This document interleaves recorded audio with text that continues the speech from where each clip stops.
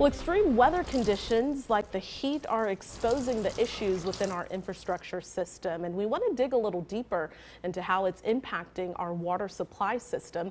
And we are joined now by Perry Fowler, Executive Director of Texas Water Infrastructure Network. Perry, thanks so much for joining us. Texas has had its fair share of heat and droughts over the years, but our viewers are seeing it right now in the corner of our screen. It's 107 in Austin. Tell us where our current water supplies stand across the state.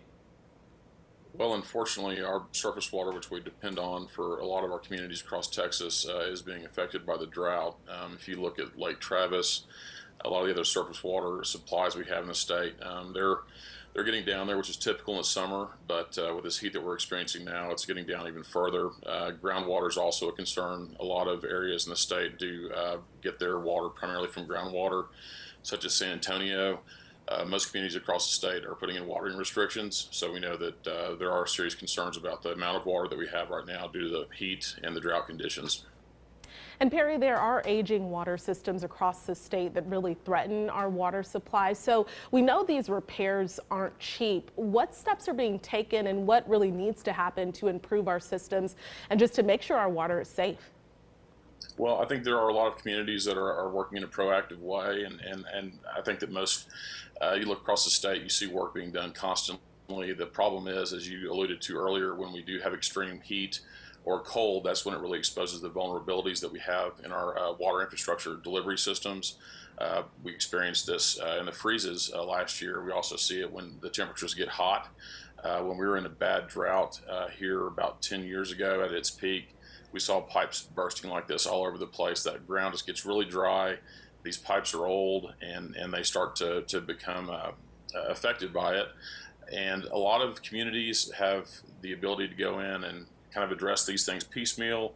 Sometimes it's just an emergency response type of an issue. So it really is important to start planning and get your financing together. And there are opportunities to do that through various means through the state and other opportunities as well for funding.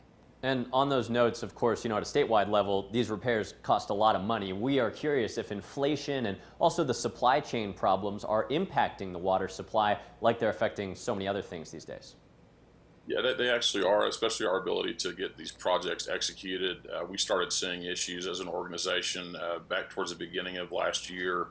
We started to see that lag of supply chain volatility and inflation with costs kind of going up. And right now, projects just cost more money. There's no two ways around it. So we're trying to work as our organization with people like the Water Development Board, the engineers and the owners out there to try to mitigate some of this cost uncertainty, which does impact our ability to deliver these projects, but we really can't afford to put these projects on the shelf.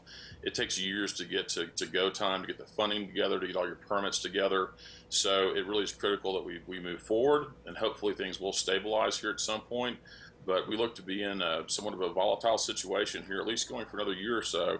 And Texas can't afford to wait for these projects, by no means.